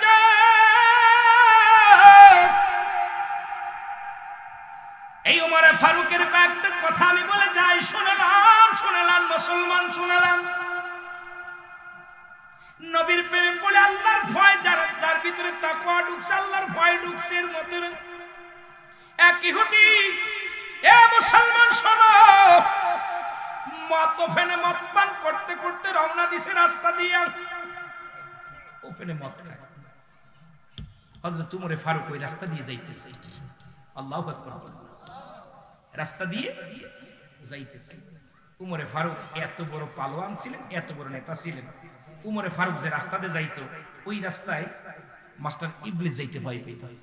মারহাবা বলেন না? মারহাবা, আরো জোরে মারহাবা। উমরে ফারুক যাইতেছে, ইহুদি কাল্লা মরিসিয়াস। উমরে ফারুক যদি আমার মদ পান করা দেখে, নিশ্চিত আমার গর্দান যাবে, আমাকে মেরে ফেলবে। আমি এখন বাঁচবো কেমনে করে? মদটা কাপড়ে দিয়েছে, লুকায়া বলতেছে, আল্লাহ জীবন আর মদ খাইতাম না, আল্লাহ রে আজকে উমরের হাত থেকে বেঁচে যাই, তাহলে জীবন আর মদের বোতল হাতে নিব না, আল্লাহ আজকের মদটা তুমি দুধের পেয়ালা বানাই দাও। আরো জোরে, আরো জোরে। দেখেন কত ভয়, কত খত্তাবের একটা উমরে দেখে সেই উমরের কথা বলতেছে। আল্লাহ নবীর সাহাবী ইহুদিকে ডাকতে বলেন, ইহুদিরা তুমি কি পান করো? ইহুদি বলে, হে আল্লাহর নবীর খলিফা আমিনুল মুমিনিন, আমি দুধ পান করি। কি পান করি? দুধ পান করি। কয় দুধ পান করো, তখনও মদের গন্ধ গা থেকে বাইর হইছে। মদ খাইছে, মদের বোতলের গন্ধ পাওয়া যায়। খলিফা হযরত ওমর ফারুক ডাক দে বলে, দেখি বোতলটা বাইর করো। বলে, হুজুর আমি দুধ খাইতেছি, মদ নয়।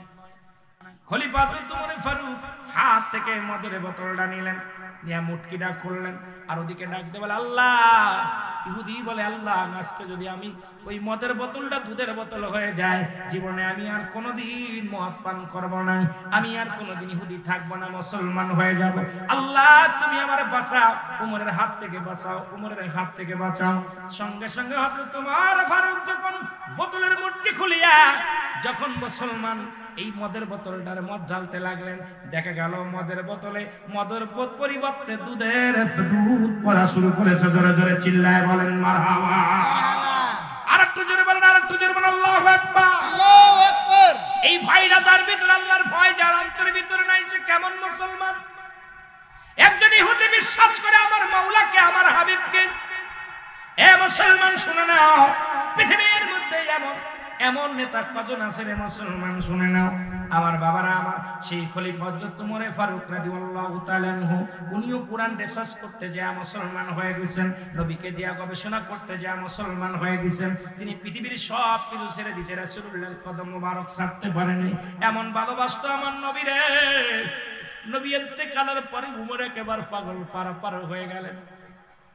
উমর কারুর লগে কথা বলে না, উমর কারুর সঙ্গে চলাফেরা করে না। উমর শুধু নিরাপত্তা পালন করার কান্দে বলি, ইয়া রাসূলুল্লাহ, ইয়া হাবিবাল্লাহ, মায়ের নবী,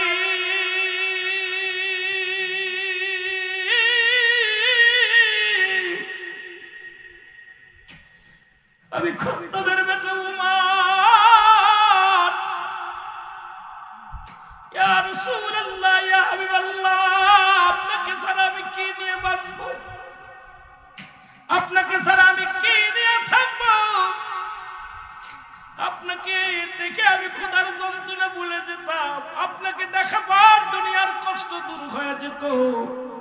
ইয়া রাসূলুল্লাহ, ইয়া হাবিবাল্লাহ, আমি ওমর আপনাকে ছাড়া থাকতে পারি না, কষ্ট পাই।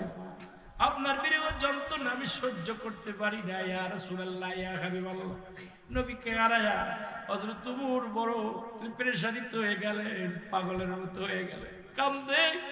আর ইয়া রাসূলুল্লাহ, ইয়া হাবিবাল্লাহ বলে চোখের পানি ছেড়ে কাঁদছে। খলিফা নির্বাচিত হলো, খলিফা নির্বাচিত হলো, সবাই মিলে হযরত আবু বকর সিদ্দিক রাদিয়াল্লাহু তাআলা আনহুকে ইসলামের প্রথম খলিফা বানায়া দিলেন। প্রথম অধিবেশনে হযরত ওমর ফারুক উনিও রাজ দরবারে প্রবেশ করলেন। খলিফা হযরত আবু বকর সিদ্দিক রাদিয়াল্লাহু তাআলা আনহু উনি রাজ দরবারে যাইয়া উনি যখন বসলেন, মুসলমান কুরসির মধ্যে বসলেন। বসার পর সবাই দেখে, সবাই খুশি হইলেন, সবার মুখে আনন্দের ছাপ, সবার মুখে দিয়া মিষ্টি হাসি, সবাই আনন্দ পাইলেন। কারণ যোগ্য ব্যক্তি চেয়ারখানা পেয়েছে। রাসূলুল্লাহ যে ময়দানে বসতেন, রাসূল যে বিচারগুলো করতেন, রাসূলের উত্তরসূরি নবীজির একমাত্র নবীজির শ্বশুর মুবারক, আমার নবীজির এক হলো শ্বশুর মুসলমান, দ্বিতীয় হলো প্রথম খলিফা। নবীজির শ্বশুর নবীজির বিবি আম্মা জান আয়েশা সিদ্দিকার আব্বা জান ছিলেন হযরত আবু বকর সিদ্দিক রাদিয়াল্লাহু তাআলা আনহু। যোগ্য ব্যক্তি চেয়ারের মধ্যে বসেছেন, যোগ্য ব্যক্তি খলিফা হয়েছেন, সবাই আনন্দিত।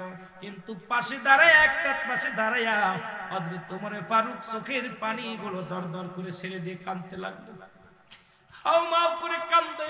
সবাই ওমরের কান্না দেখে ফিরে তাকাইলেন। উপস্থিত যত মুসলমান শ্রোতা ছিলেন, উপস্থিত রাজ দরবারে যত মেহমান ছিলেন, সবাই কান্নার আওয়াজ শুনতে পাইলেন। সবাই তাকায় দেখে ওমর কান্দে, ওমরের চোখে পানি। সবাই আবু বকর ডাকতে বলে, ভাই ওমর, তুমি কেন কান্দো? তোমার তো আজকে কান্নার কথা না, সবাই তো আমার খলিফা বানায় দিছে, সবাই মিলে যেহেতু আমার রায় দিছে, এই চেয়ারের যোগ্য ব্যক্তি বানাইছে, আমি আসলে যোগ্য নয়। ভাই উমর রে আয়, ও ভাই মনে হয় আমি খলিফা হয়েছি, নেতা হয়েছি, তুমি মনে হয় মানতে পারো নাই, এই জন্য তোমার চোখে পানি, তুমি হাওমাও করে কান্দো। নেও, আমি চেয়ারের দরকার নাই, আমি আবু বকর এই চেয়ারটা আমি উমরকে দিয়ে দিলাম। কারণ উমর যখন কালেমা পড়েছিল মুসলমান তখন সরাসরি মুসলমান ওফেন তারা নামাজের আহ্বান করেছিল, মক্কা মদিনায় আযান শুরু করেছিল। মুসলমান যখন রাসূল পাক সাল্লাল্লাহু আলাইহি সাল্লামের হাতে ইসলাম গ্রহণ করেছিলেন হযরত ওমর ফারুক, তখন মুসলমানদের বিজয় ধ্বনি বেজে উঠেছিল। সুতরাং এই চেয়ারের একমাত্র যোগ্য অধিকার, যোগ্য পাওনাদার হলো হযরত ওমর ফারুক। আমি তাকে চেয়ারটা দিয়ে দিলাম, তুমি এসে বসো। উমর ফারুকের কান্না আরো বেড়ে গেল। আল্লাহু আকবার। হযরত উমর ফারুক আরো জোরে জোরে ফুপায়, ছোট মানুষের বালকের মতো কান্দে। বালক যেরকম, ছোট বালক যেমন ফুপায় ফুপায় কান্দে, হযরত উমর ফারুক ফুপায় ফুপায় কান্দতে লাগলেন। উপস্থিত জনগণকে বললেন, এ জনগণ শোনো, তোমরা খেলা, তোমরা নেতা ফিরা দিতে পারো, তোমরা সব পৃথিবীর সব কিছু ফিরা দিতে পারো, তোমরা কি আমার নবীরে আমার বুকে ফিরাইয়া দিতে পারবানি?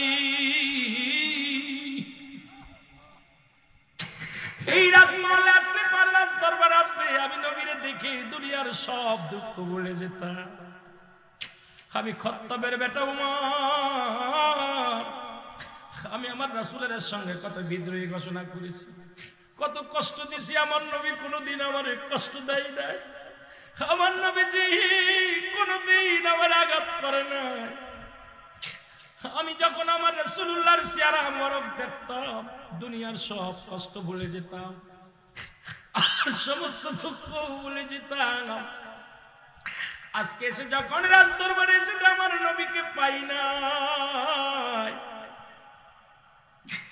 আজকে যখন আমি এসে দেখি সব মানুষ দাঁড়ায় আছো, সব মানুষ বসে আছো, একটি নূরের মানুষ আমাদের মধ্যে নাই। একটা মানুষ, আমি আমার নূরের নবী, আমার মায়ের নবী, আমার জান, আমার প্রাণ, তোমরা এতই যদি পারো আমার নবীরে তোমরা বুকে ফিরায়া দাও। আমি চাই না ধনজ্ঞান, চাই না আমি রাজত্ব, চাই না জমিদারি, আমি শুধু নবীরে চাই, নবীর ভালোবাসা বিহুনে আমি সহ্য করতে পারি না। এ মুসলমান শুনে নাও, পৃথিবীর মধ্যে নবীর সাহাবীরা এরকম নবীকে ভালোবাসতো। তারা ক্ষমতা লোভী ছিল না, টাকার লোভী ছিল না, সম্পদের লোভী ছিল না, তারা একমাত্র আমার রাসূলকে তারা জীবনের চাইতে ভালোবাসতো। ও মুসলমান, গভীর মনোযোগ, আতিউল্লাহ আতিউর রাসূল, অনুগত করত আল্লাহ, অনুগত করত রাসূলের, জীবনের পরোয়া করত না, আল্লাহর প্রতি অনুগত থাকতো, রাসূলের প্রতি অনুগত থাকতো। কিন্তু আমরা অনুগত করি অনেকে আল্লাহ, নবীর অনুগত করি না। কেমন মুসলমান জনগণ চিল্লায় বলেন ঠিক কিনা? আতিউল্লাহ আতিউর রাসূল। আমার আল্লাহর প্রতি যেমনি অনুগত ছিল সাহাবীদের, নবীর প্রতি অনুগত্য এরকম ছিল। আমরা নবীর অনুগত্য না থাইকা ফালাফালি করে নবীর নাম শুনলেই ওর কলিজার মধ্যে আগুন ধরে যায়।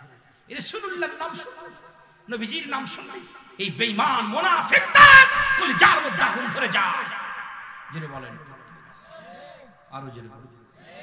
ওই আমি কেমন করে, ওই আমি কেমন করে যাইব মাওলা নবীজির দেশে, আমি কেমন করে যাইব মাওলা নবীজির দেশে, যে দেশে মোর আসেন শুইয়া মোর নবীজি, যে বলেন যে দেশে মোর আসেন শুইয়া মোর নবীজি রে, বলেন তেমর দেশেতে ঘুমায় আছেন মোর নবীজি, যে নবী রহমতের নবী, নবী পাপীদের নবী, নবী রহমতের নবী, নবী পাপীদের নবী, সদাই কাঁদিতেছে দয়াল নবী উম্মতির প্রেমে, সদাই কাঁদিতেছেন দয়াল নবী উম্মতের প্রেমে, আমি কেমন করে যাব মাওলা নবীজির দেশে,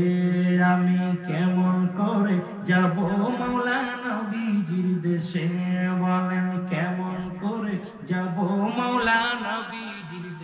ওরে যেই দেশে মরেছেন গোমায় নূর নবীজি রে, হায় হায় যেই দেশে মরেছে গোমায় নূর নবীজি রে, আমি কেমন করে যাব মওলা নবীজির দেশে, বলেন কেমন করে যাব মওলা নবী। ধন্য হলো আরব ভূমি, ধন্য মক্কা দেশ, ধন্য হলো আরব ভূমি, ধন্য মক্কা দেশ, ওরে ধন্য হলো মরুভূমি, ধন্য হলো মরুভূমি, সোনার মদিনা দেশ, ধন্য হলো মরুভূমি, সোনার মদিনা দেশ, যেই দেশে মোর ঘুমায় আছে মোর নবীজি, যে আঘায় যে দেশে মোর ঘুমায় আছেন মোর নবীজি রে, কেমন করে যাব মওলা নবীজির দেশে, বলেন কেমন করে যাব মওলা নবীজির দেশে, যে দেশে মোর ঘুমায় আছে মোর নবীজি, যে আঘায় যে দেশে মোর ঘুমায় আছে মোর নবীজি, যে বলো যে দেশে মোর মওলাই যদি দিত পাখা যাইতাম উড়ে, মওলাই যদি দিত পাখা যাইতাম উড়ে, নাই যে পাখা কাঁদি বাংলায়, নাই যে পাখা কাঁদি বাংলা দিদারের আসে, যে দেশে মোর ঘুমায় আছে মোর নবীজি, যে হায় হায় যে দেশে মোর ঘুমায় আছেন মোর নবীজি, যে কেমন করে যাব আমি নবীজির দেশে, আমি কেমন করে যাব মওলা নবীজির দেশে, যে দেশে মোর ঘুমায় আছে নূর নবীজি, যে হায় হায় যে দেশে মোর ঘুমায়, একটু মহব্বতে বলেন যে দেশে মোর ঘুমায় আছেন নূর নবীজি, যে মহব্বত আল্লাহুম্মা সাল্লি আলা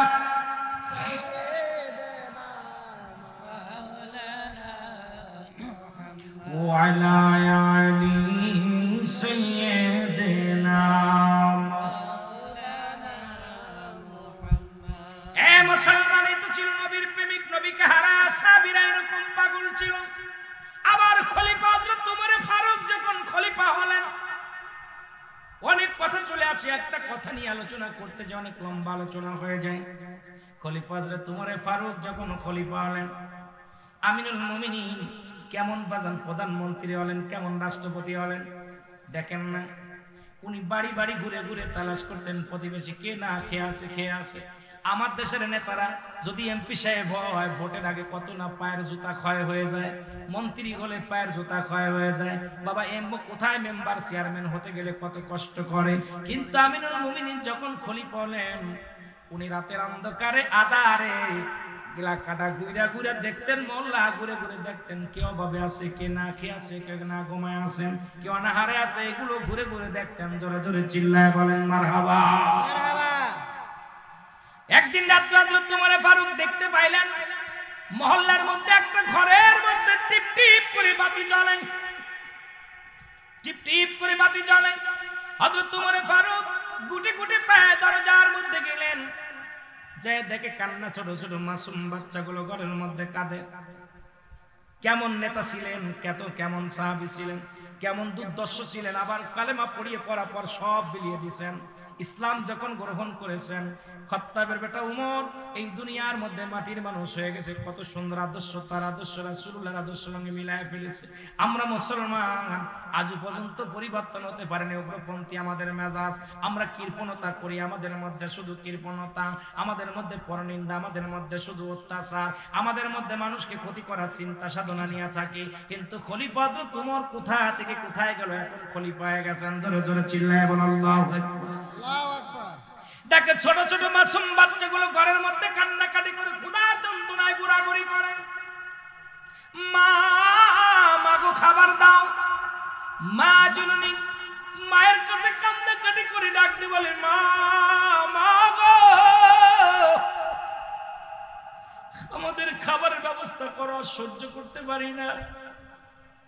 খলিফা হযরত ওমর দাঁড়াইলেন, কিছুক্ষণ দাঁড়ায় দাঁড়ায় দেখলেন একটা পাতিলের মধ্যে পানি নিলেন, পানি নিয়ে আগুনের মধ্যে দিয়া চুলার মধ্যে দিয়া জ্বালাইতে শুরু করলেন। আসলে করে কিছু পাথর নিয়ে আসলেন, উনি তো পাথর দেখতে পাই নাই, এই পানির মধ্যে দিয়া ফুটাইতে লাগলেন। শুধু জাল দেয়, আগুন জ্বলে, ছেলে মেয়েরা বলে মাগো খাবার দাও, ছোট বাচ্চারা বলে মাগো খাবার দাও।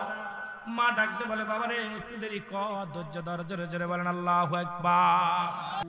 এ ভাইরা আমার, বন্ধুরা আমার, যে কথা বলতেছিলাম, ছোট্ট ছোট্ট মাসুম বাচ্চাগুলো কান্না জুড়ে দিলেন, মা খাবার দাও, মা খাবার দাও। মা সান্ত্বনা দেয়, মা সান্ত্বনা দেয়, বাবা একটু ধৈর্য ধর, এই তো খানা হয়ে আসলে, একটু দেরি কর। ছোট ছোট মাসুম বাচ্চাগুলো ক্ষুধার যন্ত্রণায় কাঁদতে কাঁদতে ঘুমায় পড়লো। হযরত উমর চিন্তা করে, মা জননী এত সময় ধরে রান্না করলেন, বাচ্চারা না খেয়ে ঘুমায় গেলেন, কারণটা কি? ঘরের দরজায় যে কাজ করে আওয়াজ দিলেন, দরজা খুলে দিলেন, দেখতে পাইলেন যা দেখে মা জননী ওই ঘরের মধ্যে পাতিলের মধ্যে পানি দিয়া পাথর দিয়া জ্বালাইতেছে।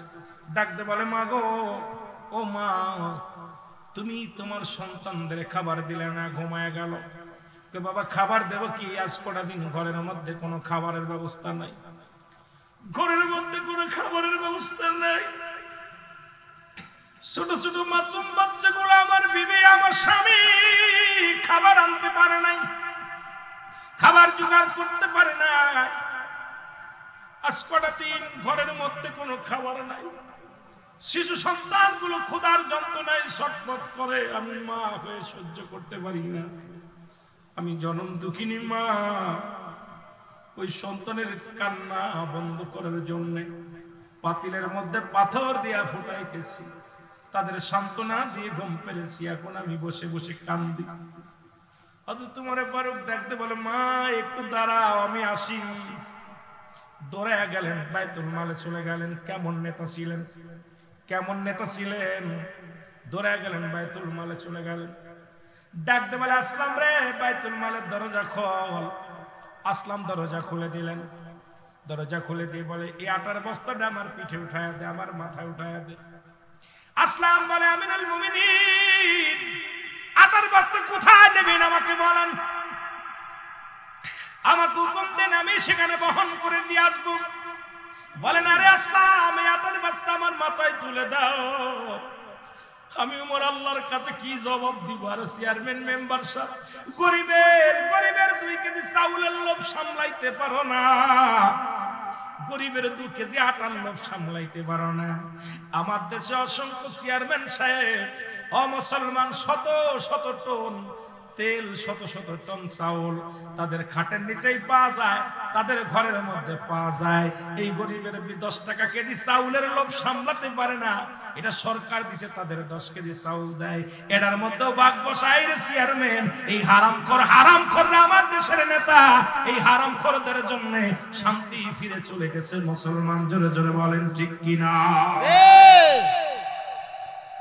অসংখ্য হারামখোর 10 টাকা কেজি চাউল, এটার লোভ সামলাতে পারে না। আমরা দেখেছি অনেক চেয়ারম্যানের তেল, সোয়াবিনের তেল, যে করোনা ভাইরাসের সময় চাউল ডাউল যা দিছে এগুলো চুরি করে করে খাটের নিচে রেখে দিছে। অসহায় মানুষের তারা টাকা বন্ধু চুরি করছে। এই সমস্ত বদমাইশ যদি দেশের নেতা হয়, 10 বদমাইশ গুলো ইউনিয়নের চেয়ারম্যান হয়, ওয়ার্ডের মেম্বার হয়, জাতি শেষ হওয়ার জন্য এরাই যথেষ্ট। জোরে বলেন ঠিক কিনা? ইসলাম মানতে হবে, ইসলামের আদর্শ আমাদের মধ্যে নাই। জোরে বলেন ঠিক কিনা? আমার ভাইরা, আমার বন্ধুরা, আমার খলিফাতুল উমর ফারুক ডাকতে বলে আসলাম রে, আটার বস্তা আমার মাথা উঠে দাও, কথা বলো না, আমার ঋণ শোধ করতে দাও, আমি আল্লাহর আদালতে ধরা পড়ে যাব। কি জবাব দিব? আমি আমার মাওলার কাছে কোনো জবাব দিতে পারবো না। আসলাম আটার বস্তা উঠায় দিলেন। আমিনুল মুমিনিন হযরত উমর ফারুক আটার বস্তা মাথায় করে বহন করে নিয়ে আসলেন ঘরের মধ্যে। ডাকতে বলে মাগো, তোমার সন্তানদের রুটি বানাই খাও, দেরি করো না মা, আমার দেরি হয়ে গেছে, আমি অন্যায় করেছি মা।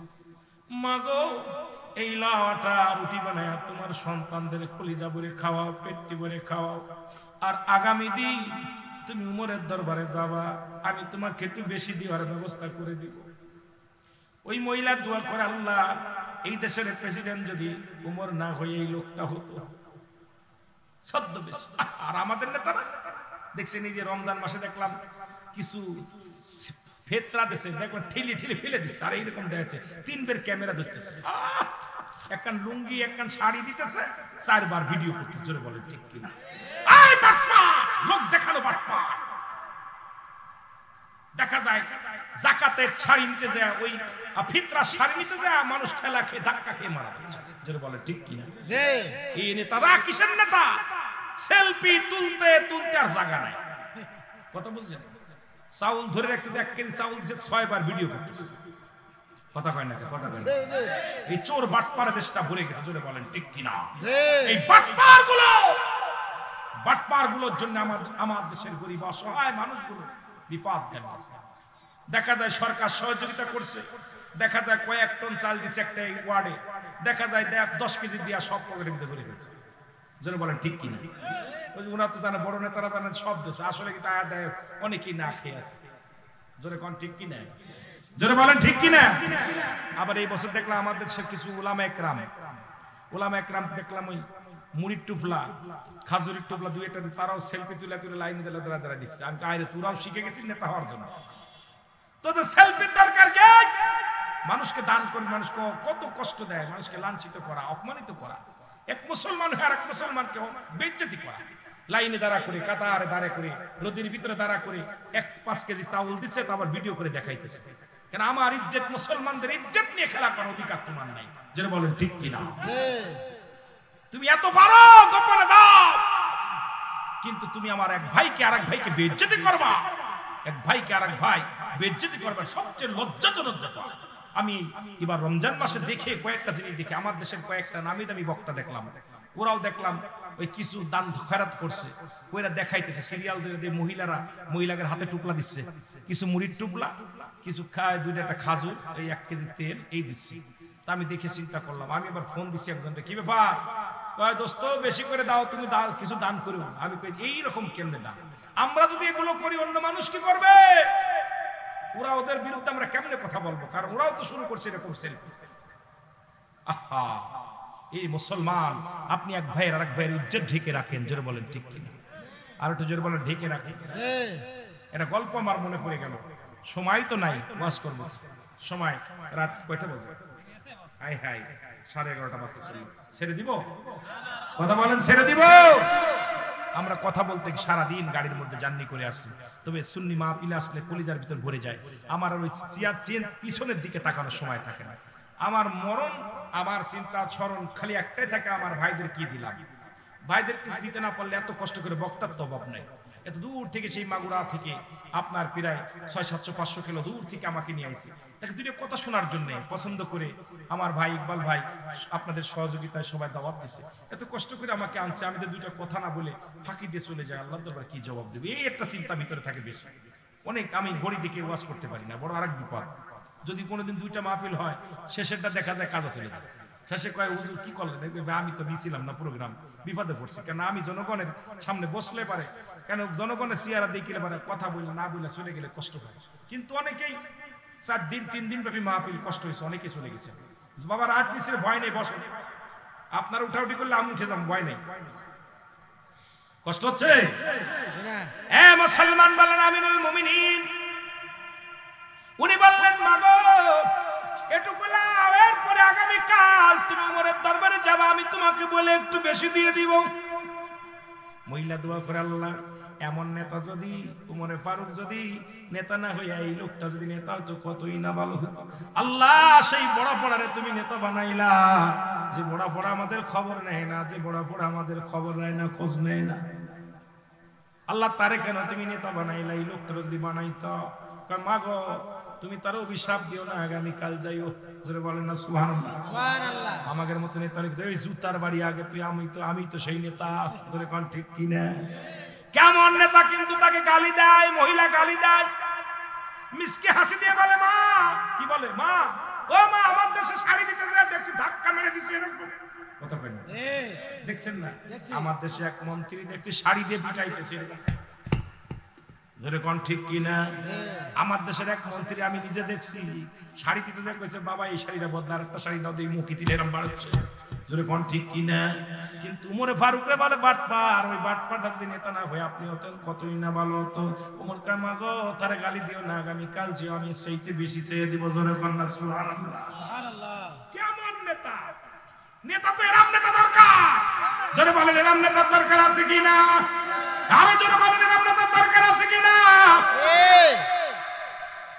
এবার পরের দিন সকালবেলা উমর ফারুক রাদিয়াল্লাহু তাআলা আনহুর এ মুসলমান রাজদরবারে চলে গেলেন। যা দেখে গতকাল রাত্রে যিনি আটার বস্তা মাথায় লয়া যিনি বাড়ির ভিতর বহন করে নিয়ে দিয়েছে, ওই রাজদরবারে যা দেখে সেই লোকটাই বসে বসে মানুষের নালিশ, মহিলা চোখের পানি ছেড়ে কান্দার বলে আমিনুল মুমিনিন,